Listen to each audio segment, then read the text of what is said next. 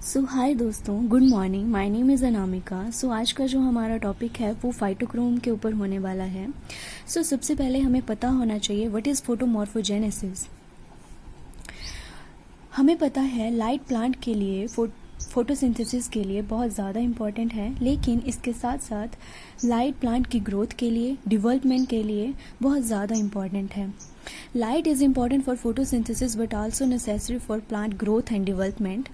Light mediated growth development in plant is called as a photomorphogenesis, and light act as a signal to initiate and regulate photomorphogenesis. Photomorphogenesis में हम तीन तरह के receptor को पढ़ते हैं, जिसमें से first one is a phytochrome, second is a cryptochrome and third one is a phototropin. आज का जो हमारा पढ़ने का टॉपिक है वो है फाइटोक्रोम। फाइटोक्रोम एक फोटो रिसेप्टर की तरह काम करता है। Phytochrome is a photomorphogenetic pigment that absorb red and far red light and cause photomorphogenesis. Phytochrome दो तरह की लाइट को एब्जॉर्ब करता है, जिसमें आती है सबसे पहले रेड लाइट और फॉर रेड लाइट। और रेड लाइट और फॉर रेड लाइट को ऑब्जर्व करने के बाद जो चेंजेस आते हैं, जिसमें सबसे पहले आता है हमारा flowering, second is a chloroplast development, third is a leaf senescence and leaf abscission and seed germination and stem elongation etcetera. Phytochrome हमारी 125 के डाल्टन प्रोटीन है, जो कोवलेंटली अटैच होती है पिगमेंट मॉलिक्यूल के थ्रू, और pigment in case of phytochrome is called as a chromophore. Let's see about the structure domain of phytochrome. Phytochrome दो domain से बना होता है। First is a photosensory domain and second is a regulatory domain. Photosensory domain N terminal के पास होता है, photo regulatory domain हमारे सी टर्मिनल के पास होता है। फोटोसेंसरी डोमेन में तीन तरह के डोमेन प्रेजेंट होते हैं, जिसमें first one is a PAS domain, GAF domain and PHY domain. इन तीनों को हम फोटोसेंसरी डोमेन बोलते हैं, जो एन टर्मिनल के ऊपर प्रेजेंट होते हैं। And the second is PRD domain, PRD domain and HKRD domain. HKRD की फुल फॉर्म है हिस्टिडीन काइनेज रिलेटेड डोमेन। इसको हम रेगुलेटरी डोमेन बोलते हैं, जो सी टर्मिनल के ऊपर प्रेजेंट होता है। और इन दोनों रीजन को जोड़ने का काम करता है हिंज रीजन।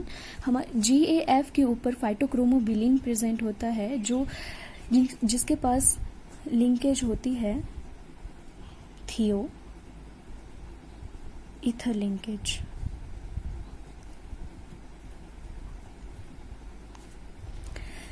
फाइटोक्रोमोबिलिन के बारे में थोड़ा सा जान लेते हैं क्या होता है। Phytochromobilin is a linear tetrapyrrole term as a phytochromobilin and इसका जो स्ट्रक्चर होता है वो सिमिलर होता है मेमेलियन बाइल पिगमेंट के थ्रू, पिगमेंट के तरह, जिसको हम बोलते हैं बिलीरुबिन।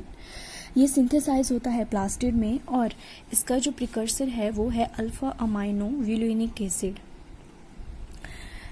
एपोप्रोटीन और क्रोमोफोर मिल के बनाते हैं हमारे हरे होलो प्रोटीन को। इसके साथ साथ हमने जो दो फॉर्म पढ़ी, दो लाइट पढ़ी, that is red light and far red light, उसके बारे में थोड़ा सा पढ़ लेते हैं। रेड लाइट ऑब्जर्विंग रीजन जो होता है वो होता है 665 to 670 नैनोमीटर। इसको हम PR फॉर्म भी बोलते हैं इन केस ऑफ फाइटोक्रोम। और for red light observing region जो होता है वो होता है 730 नैनोमीटर। इसको हम बोलते हैं PFR फॉर्म। ये जो PR फॉर्म है, PR फॉर्म जैसे ही रेड लाइट पड़ती है it will converted into the PFR form, और ये बहुत फास्ट प्रोसेस होती है। और PFR फॉर्म जैसे ही फॉर रेड लाइट पड़ती है it will converted into the PR form. But during the dark में क्या होता है, हमारा PFR फॉर्म स्लोली कन्वर्ट होता है PR फॉर्म में, और इसी प्रोसेस को हम बोलते हैं डार्क रिवर्जन। आगे है classes of phytochrome. Phytochrome protein are encoded by phytochrome gene family term as a PHY. In case of Arabidopsis thaliana, there are 5 phytochrome designated as PHYA, PHYB, PHYC, PHYD and PHYE. They are classified into 2 group. इनको हमने 2 group में divide किया है, जिसमें आता है type 1 and type 2। Type 1 जो होते हैं वो लाइट सेंसिटिव होते हैं, लाइट लेवाइल होते हैं, जिसमें हमारा जो PHYA है वो टाइप 1 की कैटेगरी में आता है। और ये इट्यूलेटेड प्लांट में प्रेजेंट होते हैं। जो प्लांट डार्क ग्रोन होते हैं उनमें type 1 type of phytochrome present होता है।